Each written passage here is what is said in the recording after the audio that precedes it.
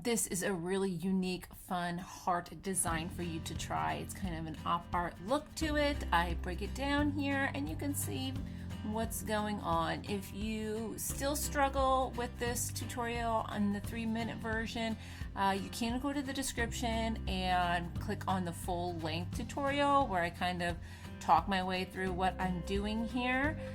But I hope you give this design a try. If you're not already, make sure you're subscribed, turn on the notifications so you don't miss a tutorial.